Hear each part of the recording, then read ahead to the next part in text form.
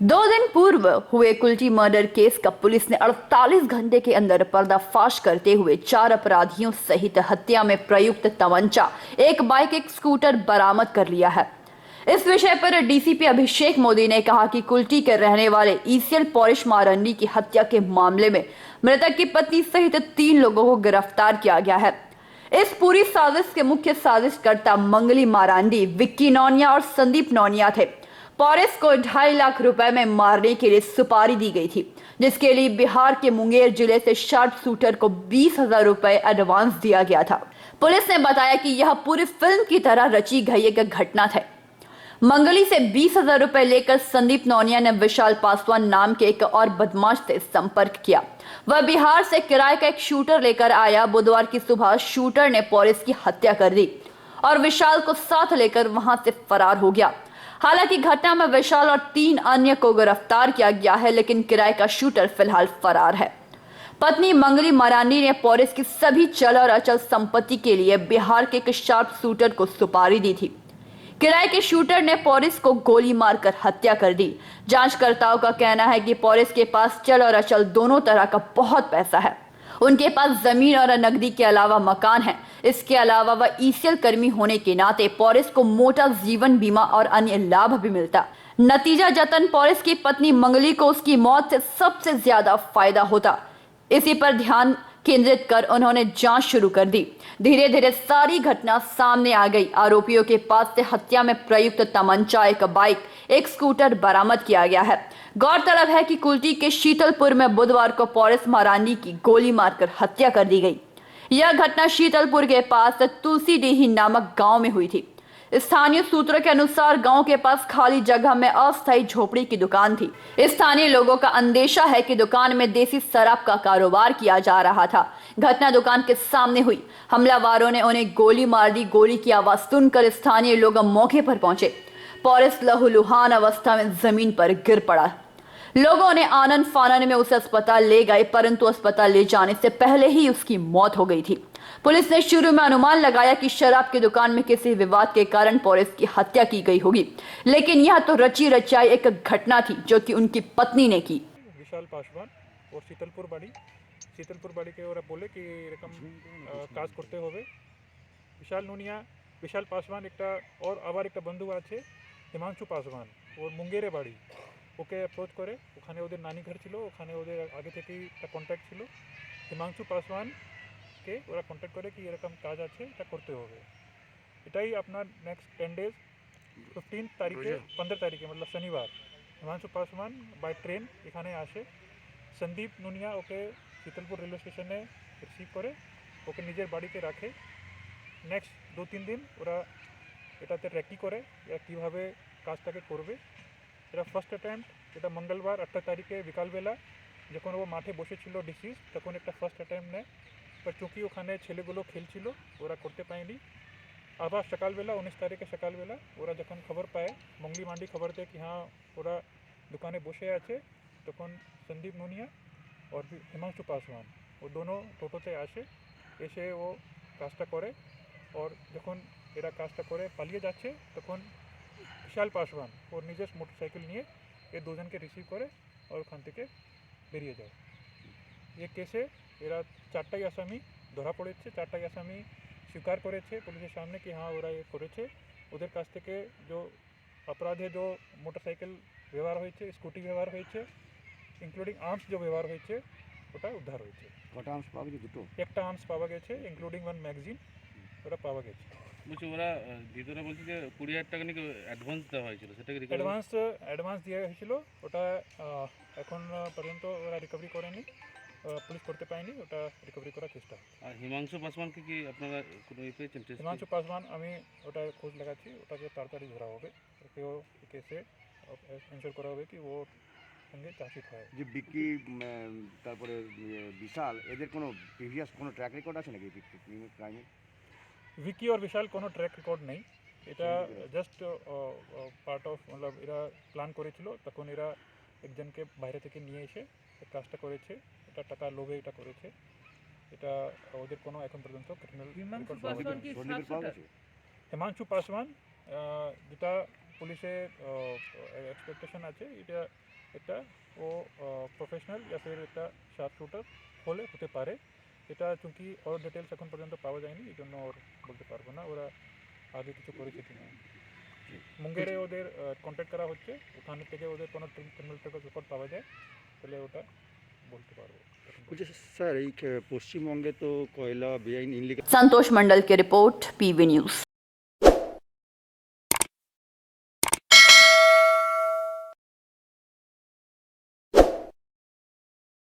पानवेश्वर विधानसभा क्षेत्र के छौरा ग्राम पंचायत में विधायक नरेंद्रनाथ चक्रवर्ती के हाथों जाति प्रमाण पत्र वितरण कार्यक्रम आयोजित किया गया, जिसमें अनुसूचित जाति और जनजाति के लोगों को जाति प्रमाण पत्र वितरित किए गए। इस अवसर पर विधायक नरेंद्रनाथ चक्रवर्ती ने कहा कि माननीय मुख्यमंत्री जी के जाति प्रमाण पत्र की जटिलता के सरलीकरण के बाद अनुसूचित जाति जनजाति प्रमाण पत्र विभिन्न पंचायतों के माध्यम से आम आदमी तक पहुंच रहा है। उन्होंने कहा कि तत्कालीन वाम मोर्चा सरकार की विभिन्न जटिलताओं के कारण आम लोग जिन्हें जाति प्रमाण पत्र नहीं मिल रहा था, लेकिन जब से राज्य में दीदी की सरकार बनी है, आम लोगों को जाति प्रमाण पत्र बनाया जा रहा है और सभी तक पहुंच भी रहा है। पानवेश्वर विधानसभा क्षेत्र के विभिन्न ग्राम पंचायतों में लगातार यह अभियान चलाया जा रहा है। इसके पहले नवो ग्राम पंचायत में जाति प्रमाण पत्र वितरित किया गया था। शुक्रवार को छौरा ग्राम पंचायत प्रांगण में 1430 लोगों को जाति प्रमाण पत्र दिया गया। अगला कदम हरिपुर ग्राम पंचायत है, जहां 1200 जाति प्रमाण पत्र सौंपे जाएंगे। इस अवसर पर पानवेश्वर पंचायत समिति के अध्यक्ष मदन बावरी, रामचरित्र पासवान, छौरा ग्राम पंचायत प्रधान, उप प्रधान आदि मौजूद रहे।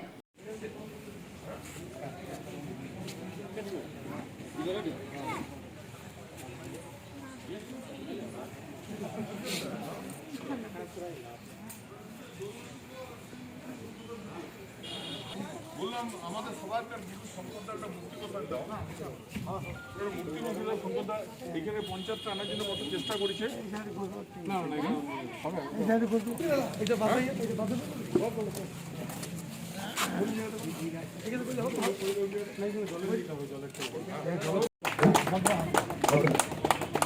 ভদ্রা হাঁসদা বেলাডাঙ্গা আকাশ টুডু আছে, আকাশ টুডু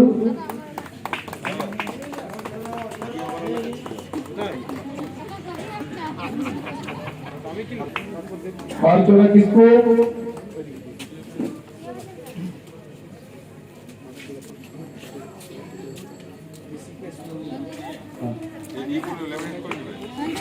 ঋষিকেশ নুনিয়া অশোক কিসকু রামেশ্বর কিসকু নিয়ে আপনি বলবেন।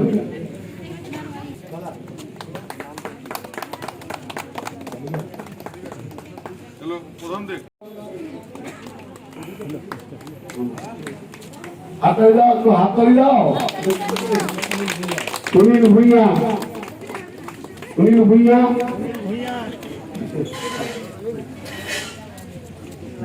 আরে ধরে হাতালি দাও। মনসা বাউরি, सौदागर बावरी अच्छे। पांडवेश्वर से मंथन पासवान की रिपोर्ट, पीवी न्यूज।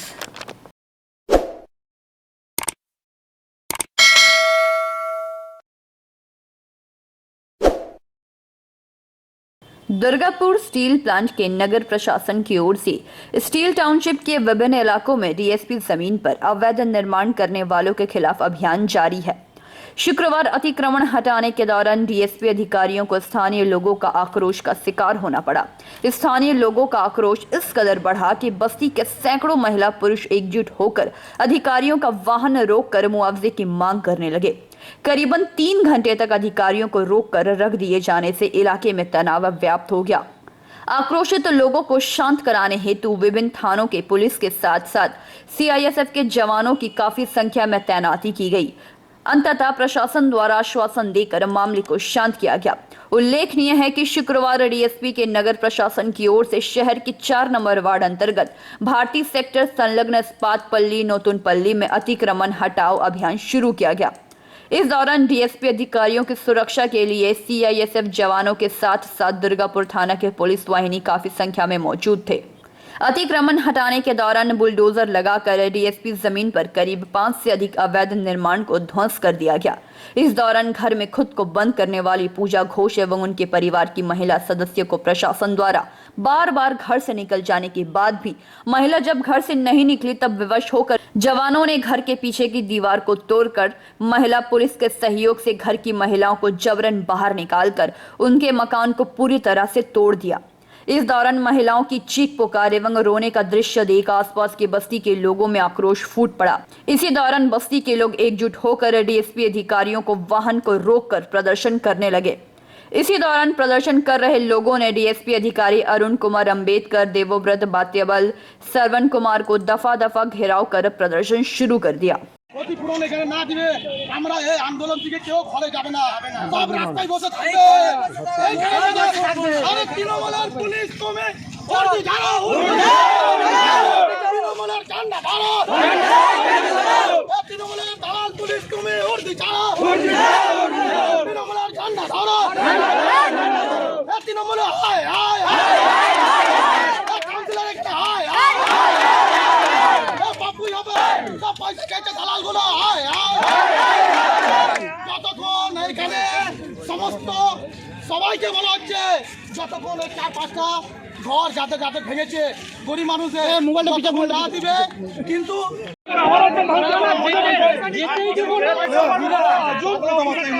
আপনি সলিউশন করুন। গরিব মানুষরা বিলিয়ে পয়সা দিচ্ছে, ঘর বানানোর জন্য কাউন্সিলরকে দিচ্ছে, তারপরে আপনারা লোকের দর্শন দিয়ে নিয়েছে।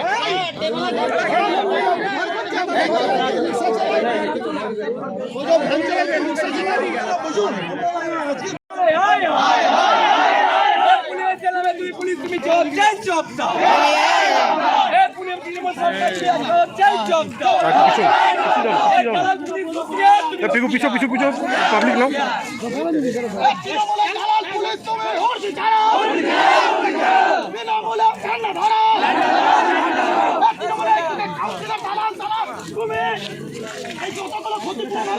আর ঢালো না রে ভাই, এখানে কিন্তু আন্দোলন এ ভাই সামনে দিয়ে পেছন দিয়ে যান, ওইদিকে যান, ওইদিকে যাও না। মানুষ থাকবে কোথায়? এই শীতকালের দিনে কি মানুষ রাস্তায় শুবে? আমরা কোনোভাবে মানবো না।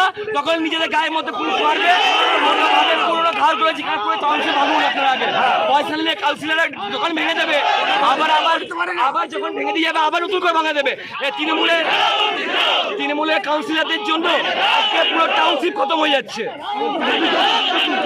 বলুন, আমার দাবি একটাই, যে ক্ষতিপূরণ করে গেছে আজকে টিএ বিল্ডিং, তার ড্যামেজ চার্জ দিয়ে যাবে, তারপর থেকে এলাকা থেকে গাড়ি বেরোবে। তাছাড়া গাড়ি বেরোতে দেবো না, তাহলে আমাদেরকে মেরে তারপর বেরোতে হবে। একদম ইস্পাত লাগানো করেছে, তাহলে তৃণমূলের সরকারের দৌড়াতে হয়েছে। আগে তো বিজেপি জিতেনি, তৃণমূল 11 বছর তো শাসন করেছে। তাই যখন দোকানগুলো হচ্ছিল সেই টাইমে তৃণমূলের নেতারা কোথায় ছিল? আজকে মেয়র মুখার্জি হয়ে এসেছেন, উনি জবাব দিতে হবে ওনাকে। তাহলে এই তৃণমূল সরকার তাহলে গরিবের বিরোধী সরকার, তৃণমূল সরকার তাহলে গরিব বিরোধী সরকার, এটাই আমরা দেখতে পাচ্ছি। পারিজাত গাঙ্গুলি এখানে এখানে যারা যারা লোকের বাড়িতে কাজ করে আমাদের মা বোনেরা তাদের আজকে বাড়ি ভেঙে দিয়েছে। টিএ বিল্ডিং দিয়েছে, টিএ বিল্ডিং ভেঙেছে, লোকাল পুলিশ আছে, সেন্ট্রাল ফোর্স আছে, কোনো নোটিশ না, কিছুই না। সবাই কিন্তু 5-6টা ঘর ভেঙে দিচ্ছে বড় বড়। যারা যারা পুরনো ঘর, যারা এখান থেকে আজকে 20 বছর ধরে থাকছে, 30 বছর ধরে, তাদেরও ঘর ভেঙে দিচ্ছে। এ তৃণমূলের পুলিশ, তৃণমূলের দালাল, তৃণমূলের কাউন্সিলর দালাল না, সব মিলে সব এক হয়ে এগুলো করেছে। এইগুলো জবাব কিন্তু দিতে হবে, নাহলে কিন্তু এখানে শুধু এই আগুন না, পুরো বস্তি আগুন জ্বলবে। এখানে পুরো ঘরকে জ্বালিয়ে দেবো, আমরা নিজেরা জ্বলবো যতক্ষণ এখানে ক্ষতিপূরণ না দেয়। পরিষ্কার কথা এটাই। কি নাম আপনার? তোমার নামটা বললাম। মোহন পাসওয়ান। दुर्गापुर से निमाया दास की report, PV news.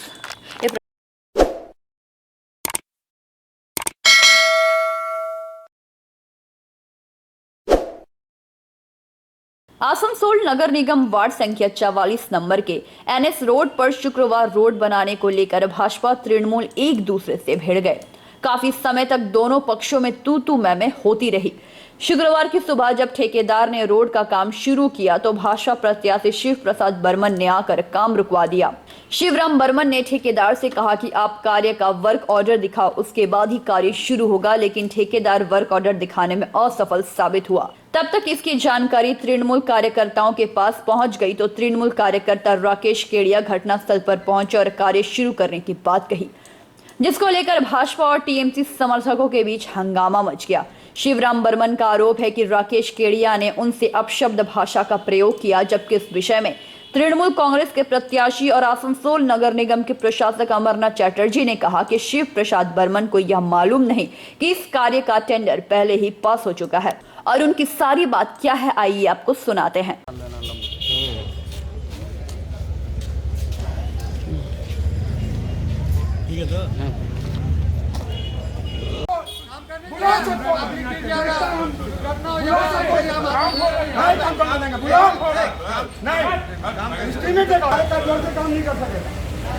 Work order जो है बगल में जो रास्ता बना था साइड का फुटपाथ का ढलाई करने का इसके ऊपर ऑर्डर है।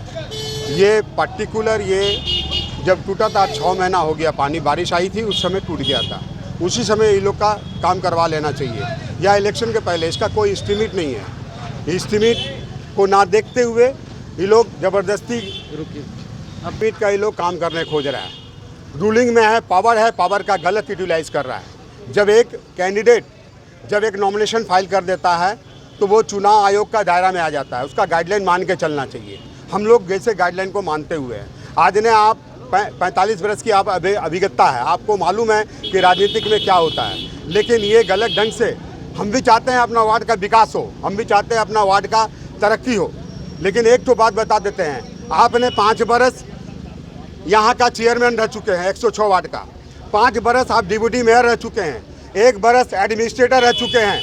आपको उस समय नज़र नहीं आया कहाँ पर विकास होना चाहिए, बाजार का सुंदरीकरण कैसे होना चाहिए, ये आपको नहीं मालूम, उस समय नज़र नहीं खुला। आप यहाँ का जब प्रार्थी हुए, यहाँ का कैंडिडेट हुए, तब आपको ये नज़र खुल रहा है कि यहाँ विकास होना चाहिए। उस समय आप लोग क्या कर रहे थे, कोई बात नहीं है, ठीक है। आपने यहाँ का प्रार्थी हुए, जब आप नॉमिनेशन फाइल कर दिए, नॉमिनेशन फाइल करने के बाद आप चुनाव दायरा के अंदर आ जाते हैं, चुनाव आयोग के अंदर आते हैं, उसको गाइडलाइन को मान के चलिए। लेकिन आज रूलिंग में है, इनका पावर का गलत यूटिलाइज कर रहा है। आप देखिए घाटी गली भी ढलाई किया कल बिना एस्टीमेट का, कोई एस्टीमेट नहीं है घाटी गली में जो ढलाई किया है चुनाव घाटी के पास। आप देखिएगा करीब 40-50 तो लाइट लगाया है, जहाँ मस्जिद गली में, इधर गली में, सारा गली में लाइट लगाया है, 40-50 तो जहाँ तहाँ लाइट लगाया है। आप एक तो बात बताइए, जब आप चुनाव जब डिक्लेयर हो गया है, हम लोग पावर में नहीं है, ज़बरदस्ती हम लोग को पावर दिखाकर ये लुभाने सोच रहा है, हमारे वार्ड का जनता को लुभाने का तरीका सोच रहा है। हमें एक बात बता रहा हूँ, यहाँ के वार्ड के कुछ लोग जो यहाँ के वोटर्स नहीं हैं, बाहर के हैं, वो लोग इसको प्रोजेक्ट कर रहे हैं कि मेयर होगा, मेयर होगा, मेयर होगा। मैं एक तो बात बोलना चाहता हूँ, अगर इन्होंने मेयर होगा, इनकी पार्टी के हाईकमान, इनके पार्टी के लीडर या ममता बनर्जी जी वो ऐलान कर दे कि आसनसोल म्युनिसिपल कॉरपोरेशन का मेयर अमरनाथ चटर्जी होगा, मैं वॉक ओवर दे दूंगा। यहाँ पर उनका पार्टी की तरफ से ऐलान कर दे कि अगर ये मेयर होगा, ये मेयर का लुलुप्त दिखाकर, मेयर का लॉबी दिखाकर हमारे वोटर्स को बेवकूफ़ बनाने का तरीका अपना रहा है। लेकिन ये दुर्भाग्य की बात है कि इतनी बड़ा अभिज्ञता, इतना पुराना लीडर होने के बावजूद भी इस तरह का गलत काम कर रहा है, जिसका एस्टीमेट नहीं है, कोई एस्टीमेट नहीं है, कोई लाइट का एस्टीमेट नहीं है, जहाँ तहाँ रास्ता ढालाई। ও তো মিথ্যে কথা বলা ওর অভ্যাস। এটা আসানসোলের বাজারের মানুষ এবং কর্পোরেশনের লোক সব জানে, এবং আসানসোলের মানুষ যারা ঠকেছে তারা আরও ভালোভাবে ওনাকে বেশি করে চেনে। তো আমি সরকার পক্ষের লোক নই, আমি এখন নিরপেক্ষ লোক, আমি এখন পার্টির লোক, তৃণমূলের লোক। তো কোনো আনডিউ অ্যাডভান্টেজ নেওয়া হচ্ছে না। এই ওয়ার্ক অর্ডারগুলো আগে থেকেই পাস করা আছে। উনি জানেন না, আসল খোঁজ খবর রাখেন না, তো এলাকাবাসীর কথা উনি মনে রাখেন না এবং জানেনও না। সেই জন্যই বলি আপনাদের যে এই এনএস রোডটা এখনও বিল হয়নি। এই এনএস রোডটা বর্ষা যেটা হলো, এই বর্ষার সময় এই এনএস রোডটা ভেঙে গেছিলো ওই জায়গাটায়। তো ওই কন্ট্রাক্টরই এখন এখানে করার কথা, ওই কন্ট্রাক্টরই অন্য কোনো কন্ট্রাক্টরকে দিয়ে করাতে চাইছে। তো উনি সেটা করতে দেবেন না, কারণ উনি তো এনএস রোডের মানুষকে ভালোবাসেন না।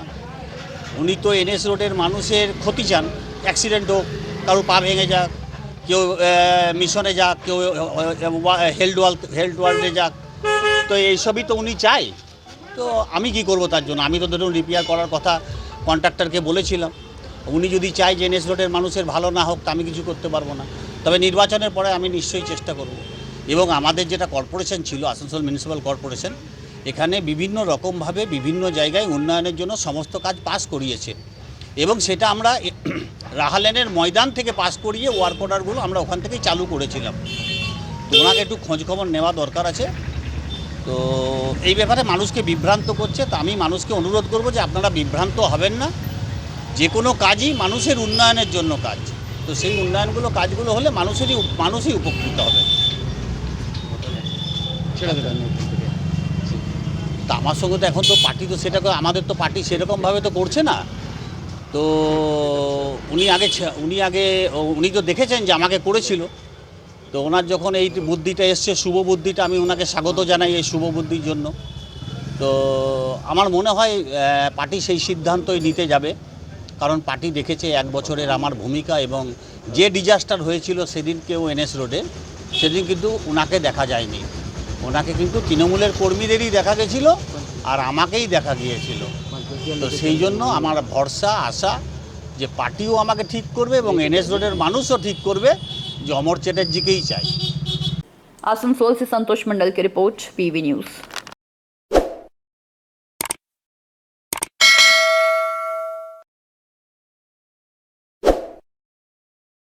आसनसोल कोर्ट के निकट शुक्रवार को गाड़ी पार्किंग करने की जगह के पास एक तेज गति से जा रहे वाहन ने पॉरिस नामक एक फेरी वाले को धक्का मार दिया। धक्के से वह बुरी तरह से घायल हो गया, जिससे वहां हंगामा मच गया। इसके बाद वहां उपस्थित वकीलों तथा अन्य लोगों ने फेरी वाले को एक निजी अस्पताल पहुंचाया तथा वाहन चालक को घेर कर घायल व्यक्ति की चिकित्सा और उसकी दैनिक मजदूरी देने की बात कही। वाहन चालक चिकित्सा कराने एवं मजदूरी देने पर राजी हो गया, जिसके बाद मामला शांत हुआ। इस विषय पर एक वकील ने बताया कि हम लोग खड़े थे, उसी समय अचानक एक वाहन चालक रफ ड्राइविंग करते हुए पॉरिसदा को धक्का मार दिया, जिससे वह बुरी तरह से घायल हो गए। हम लोगों ने अपनी गाड़ी में उन्हें अस्पताल पहुंचाया, लेकिन गाड़ी चालक उनका सभी खर्चा देने के लिए सहमत हो गए। हम लोग भी यह चाहते हैं कि उनका इलाज हो जाए एवं दैनिक मजदूरी और खर्चा मिल जाए, जिससे गाड़ी चालक देने के लिए सहमत हो गया। इसीलिए मामले को रफा दफा कर दिया गया। আজকে এখানে আমরা কোর্টে ছিলাম, এখানে মাঠে দেখলাম আমাদের পরেশদা ডেলি এখানে চা বিক্রি করে, হঠাৎ করে একটা গাড়ি দাঁড়িয়েছিল স্ট্যান্ডিং, এটা তো পার্কিং, ও এমন র্যাশলি করলো যে পরেশদার সামনে টায়ারটাতে পরেশদার পুরো মাথাটা ঢুকেছিল, এবং এখানে ড্রাইভার, যত পার্কিংয়ে ড্রাইভার ছিল গাড়ির, তারা হয়ে যায় চিৎকার করে, এবং আমরাও দৌড়ে আসি, ওকে রেস্কিউ করি, হসপিটালে আমারই গাড়িতে ভর্তি করে দিই স্টারলিংকে। এবং এনাদের যে আত্মীয় স্বজন আছে, মানে কোনো লোকজন এসেছিল, তারা এসে আমাদের সঙ্গে কথাবার্তা বলেছে যে খরচাপাতি দেবে। আমরা তো এটাই চাই, মানুষ বেঁচে গেল, এর থেকে আর কি আছে। আপনার নাম? আমার নাম সত্যজিৎ অধিকারী, আসানসোল কোর্টের একজন আইনজীবী। সকালবেলায় চালা বসেছিল, যেরকম বিক্রি করে রোজকার মতো বসেছিল, হঠাৎ করে গাড়ি যেটার নাম্বার হচ্ছে WB38AM 6395, যাই হোক র্যাশলি বলতে হবে, ও সেইভাবে না দেখে র্যাশ ড্রাইভিং করেছে, করে পরে ওই যে লোকটি ছিল তারকে ধাক্কা মেরেছে, মারাতে ওর মাথাতে লেগেছে, পায়ে, গায়ে, বিভিন্ন জায়গায় ও আহত হয়েছে। আর যথেষ্ট গরিব লোক, ওইভাবে আহত হওয়ার পর ওর এখন বর্তমানে ওর কিছুদিন ব্যবসাও করতে পারবে না। তো আমরা সবাই লয়াররা ওকে রেস্কিউ করে ওকে স্টার্লিং হসপিটালে ভর্তি করা হয়েছে। যাই হোক, বর্তমানে আমাদের এইটাই আমরা চাইছি, যাতে ওর এই যে ওর মানে সুস্থ হওয়ার জন্য যে সমস্ত পরিষেবা দরকার সেগুলো আমরা চাইছি মালিকের কাছে।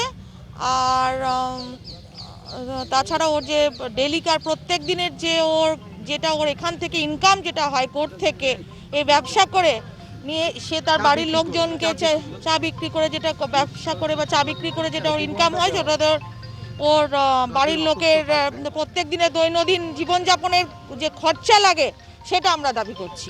এই গাড়িটা কার ছিল জানা গেছে? কোথা থেকে এসেছিল, কি করতে? গাড়িটার নাম্বারটা আছে, সেটা তো আমরা এখনই জেনে নিতে পারবো। আর ড্রাইভ করছিল তাকে আমরা ধরেছি, হ্যাঁ তাকে আমাদের ধরা হয়েছে এবং তিনি বলেছে আমরা করব। করবো। আর তো এখন তো কোনো ব্যাপার না, WB38 AM 6095 নাম্বার, এই নাম্বারের যে মালিক আছে তারই গাড়ি। আর কি বলবো, আপনার নামটা? মিতা মজুমদার। आसनसोल से संतोष मंडल की report, PV news.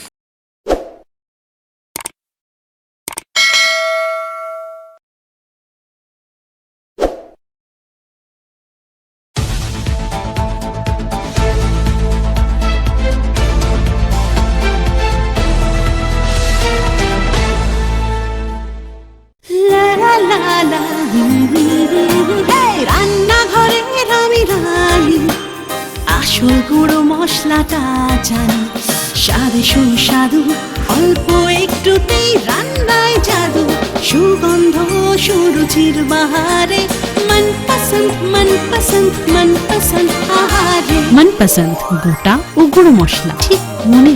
Agro fresh স্বাদের পাশাপাশি আপনার স্বাস্থ্যের পুষ্টিগুণে সমৃদ্ধ। অ্যাগ্রো ফ্রেশ আটা, ময়দা, সুজি, বেসন, ছাতু ও ডালিয়া। Agro fresh pure fresh and natural.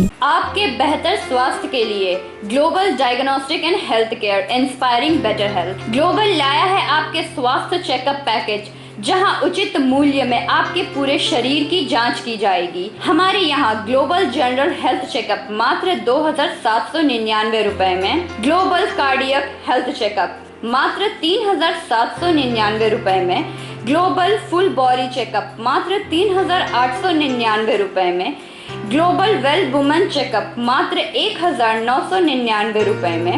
We provide super speciality clinic, CT scan, 16 slice, digital x ray, colour Doppler echo, USG, mammography, ECG, TMT, Holter monitoring, ECG, NCV, pathologic microbiology, histopathology, PFT, uroflowmetry, health checkup packages, pharmacy. Our address: Global Diagnostics and Healthcare, inspiring better health. 101 by NSB Road, Post Siarsol, Raniganj, 713358, District Bardhaman. Phone number 0341244580, 24458181, 24458182. Our email address: globalhealthrng@gmail.com. Our website: www.globaldiagnostics.net.in. यहाँ स्थित दवा दुकान में सभी दवाइयों पर 10% की विशेष छूट। परेशान हैं अपनी रोजमर्रा की बिजी शेड्यूल से? सोच रहे हैं कि कहां से खरीदें अपनी घरेलू चीजें, स्टेशनरी, कपड़े, मेकअप का सामान जैसी इत्यादि चीजें? परेशान मत होइए, इजी बाजार लाया है एक ही छत के नीचे सभी चीजें।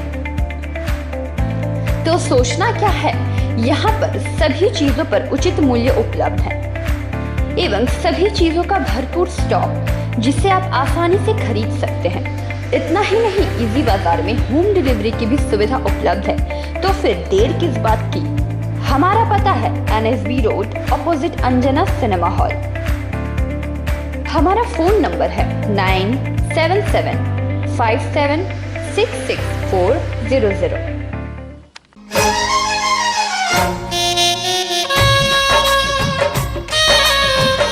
আসছে পুজো, আসছে খুশির লহর, তা কি পরবেন নিয়ে মাথায় চিন্তার ভাঁজ। আর চিন্তা নয়, কৈলাঞ্চলের সুপ্রসিদ্ধ লীলাবতী। এখানে আপনি পাবেন কাপড়ের বিভিন্ন কালেকশন, মহিলাদের জন্য আকর্ষণীয় sari, churidar, kurti, leggings, top, jeggings, বাচ্চাদের জন্য বিভিন্ন কালেকশন, পুরুষদের জন্য pant, shirt, jeans, T shirt. তো আজই আসুন লীলাবতী, NSB রোড, রানীগঞ্জ।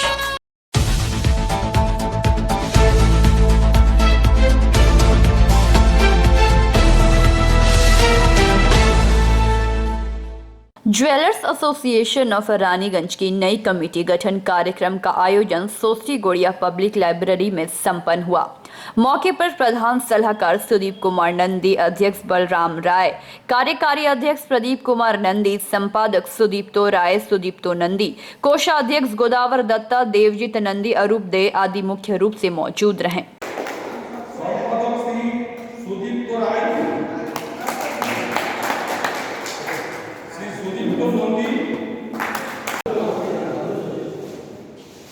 আমি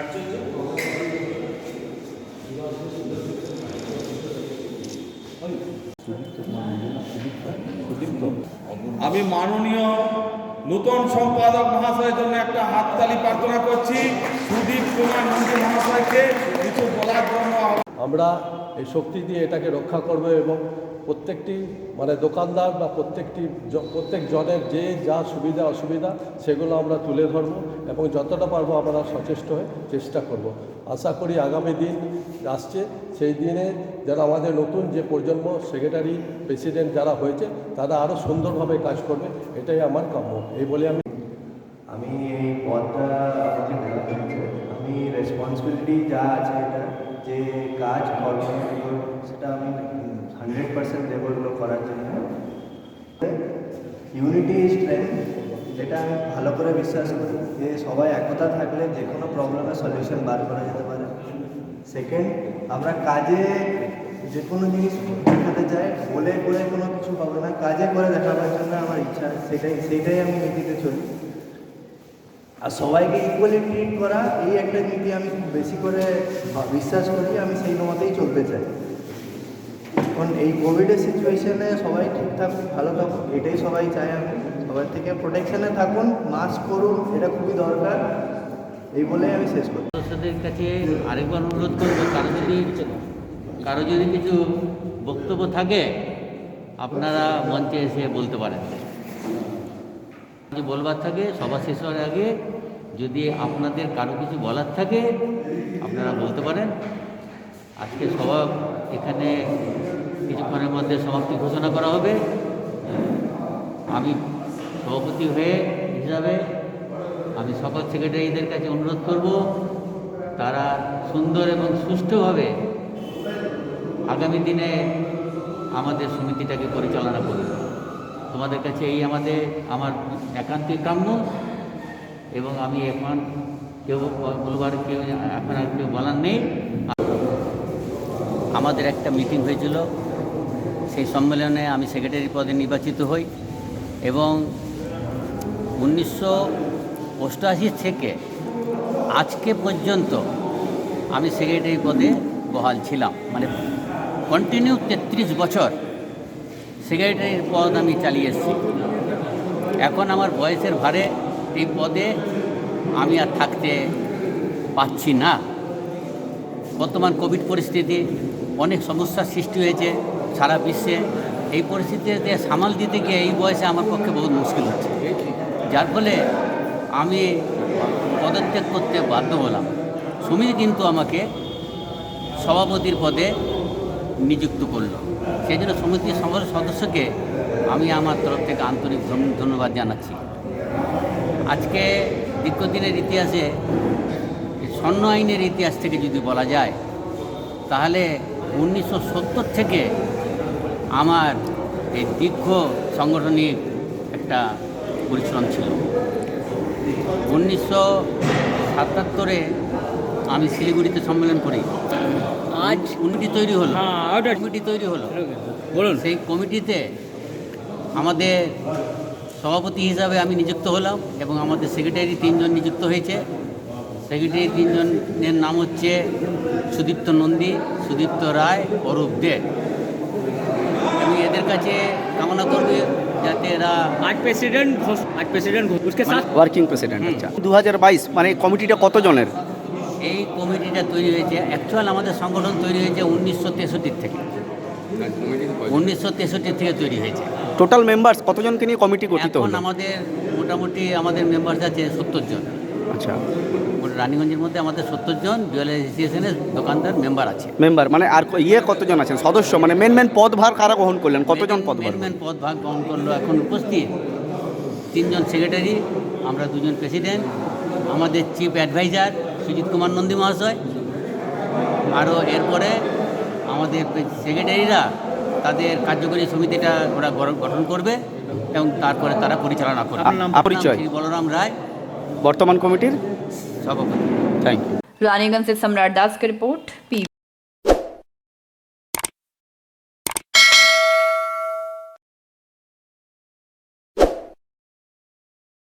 बांकुड़ा शहर के मचानतला इलाके में पश्चिम बंग गोराई तेली कोलू जन कल्याण समिति की ओर से कोविड जागरूकता अभियान कर लोगों के बीच मास्क का वितरण किया गया। कार्यक्रम के दौरान समिति के सदस्यों ने रास्ते में बिना मास्क के चलते राहगीरों को मास्क पहनाकर कोरोना के प्रति सचेत रहने की हिदायत भी दी। सभापति देवदास ने कहा कि इलाके के कई लोग सरकारी गाइडलाइंस का पालन नहीं करते हैं, बिना मास्क के बेखौफ घूमते हैं। उन्हीं को सचेत करने के लिए आज के इस कार्यक्रम का आयोजन किया गया।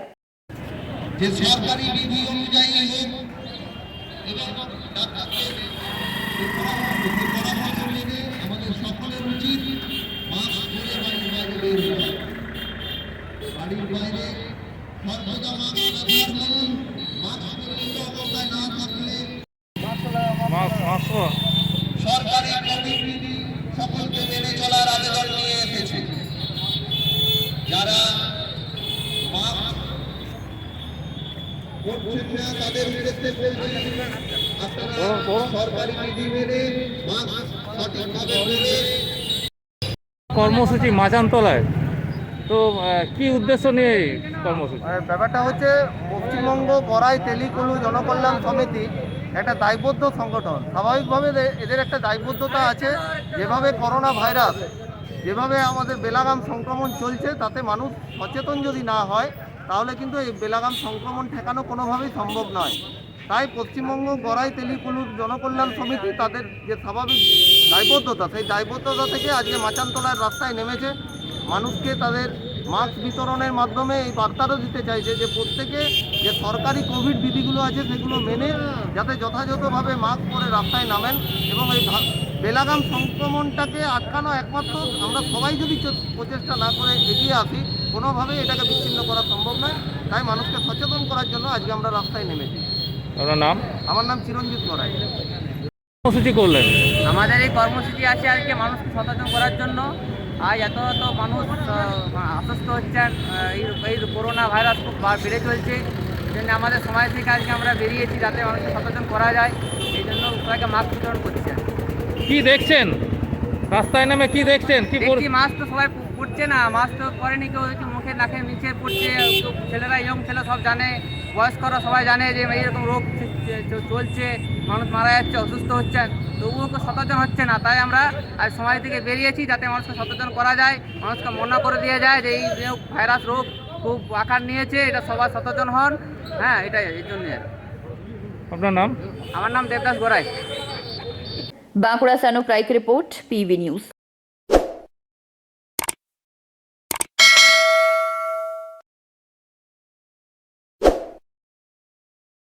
काजोड़ा एरिया के खास काजोड़ा कोलियरी 10/11 नंबर पीठ पर सीएमसी एचएमएस की ओर से सभा का आयोजन किया गया। इस अवसर पर मुख्य वक्ता के रूप में मंच पर मौजूद रहे सीएमसी एचएमएस के जिला सचिव व ईसीएल वेलफेयर बोर्ड के सदस्य विष्णुदेव नोनिया, शाखा अध्यक्ष लैतंडू नोनिया, सचिव प्रताप कुमार, सह सचिव मनोज नोनिया आदि।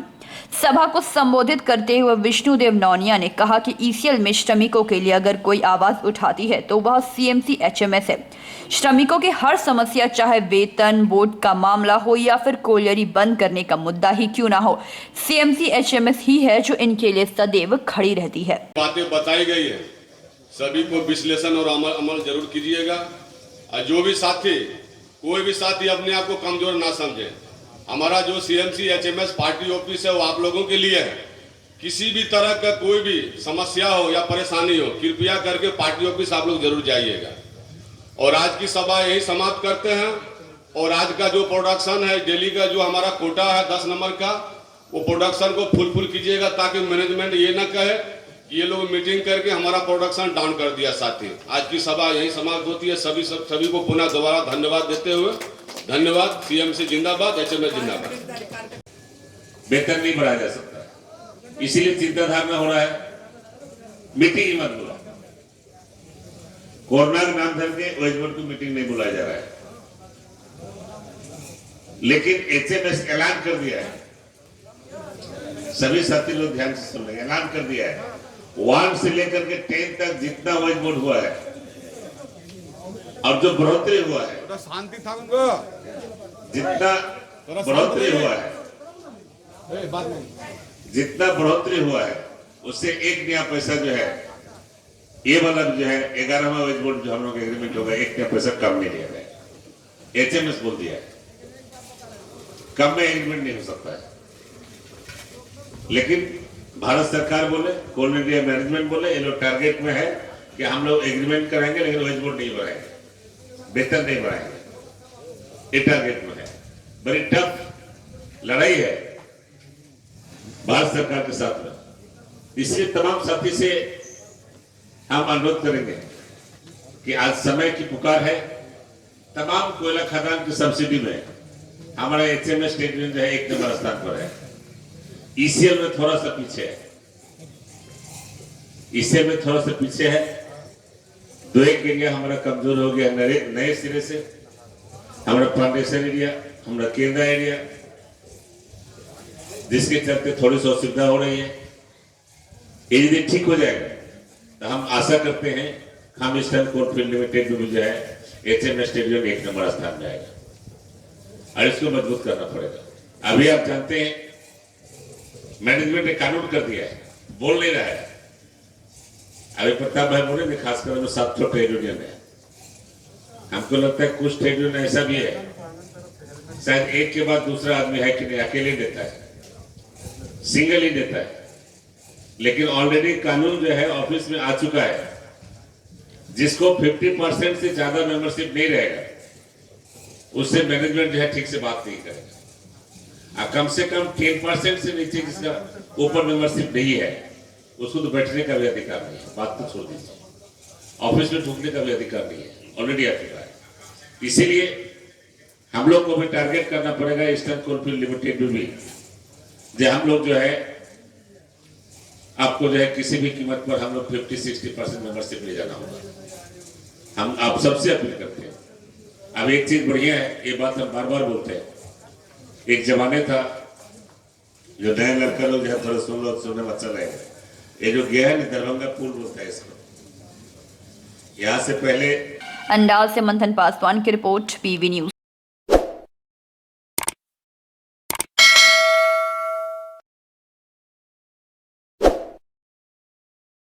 INTTUC नेता राजू आलूवालिया ने पश्चिम बर्धमान जिला के नए RTO अधिकारी मृणालय मजुमदार को शुक्रवार को फूलों का गुलदस्ता देकर सम्मानित किया। इस मौके पर राजू आलूवालिया ने कहा कि मृणालय मजुमदार ने RTO अधिकारी के रूप में आज आसनसोल में अपना योगदान दिया है। हालांकि वह इससे पहले भी RTO अधिकारी थे, वह अपने समय में बहुत अच्छा कार्य किए, जिसके कारण वह परिवहन विभाग में काफी लोकप्रिय हुए थे। फिर से वे आसनसोल में RTO अधिकारी के रूप में आए हैं, इसीलिए हम लोगों ने उन्हें सम्मानित किया और आसनसोल की परिवहन समस्याओं को उनके सामने रखे।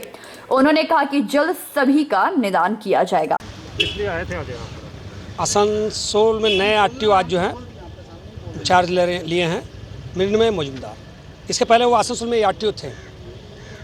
आसनसोल में ARTO रहते हुए लोगों के हित में काम किए थे और मैंने इनका काफ़ी अच्छा नाम है। ARTO रहते हुए परिवहन समस्या को जो था तुरंत ये सुलझा लेते थे। तो आज हम लोग का इसलिए इनको संबर्धना देने आए हैं, आज वेलकम इनको किए हैं, क्योंकि ये जो हैं लोगों को साथ में इनका अच्छा रिलेशन है, अच्छा संबंध है और लोगों के हित में काम करते हैं। किसी भी लोग कोई भी माने कोई भी इनसे मदद लेने आता है, कोई भी काम के लिए अगर बोलता है तो तुरंत काम को जहाँ अगर इनके दायरे में रहता है तो ये करते हैं। तो इसलिए हम लोग का जितने वर्कर्स हैं, ट्रांसपोर्ट वर्कर्स हम लोग आए हैं, इनको हम लोग वेलकम किए, संबर्धना दिए हैं और हम लोग इनसे ये उम्मीद रखें कि महामाटी मानुष की सरकार है, लोगों के हित में प्रत्येक अधिकारी काम करते हैं। RTO साहब से भी हम लोग यही आज उनको संबर्धना दिए हैं और हम लोग उनसे बोले कि हम लोग यहाँ बहुत सा जो हमारे ऑटो ड्राइवर हैं, टोटो ड्राइवर हैं, बस कर्मी हैं, इनको बहुत तरह के जो लाइसेंस में माने लाइसेंस के लिए यहाँ रिन्यूअल के लिए आना पड़ता है, बार बार दौड़ना पड़ता है। जो समस्या तो उन्होंने कहा कि ठीक है, जो समस्या है आज मैं आया हूँ, बहुत जल्द इस समस्या को हम निपटारा करेंगे, इसलिए हम लोग आज उनको संबर्धना दिए। राजू आलूवालिया INTTUC नेता आसनसोल। आसनसोल से संतोष मंडल की रिपोर्ट, PV न्यूज।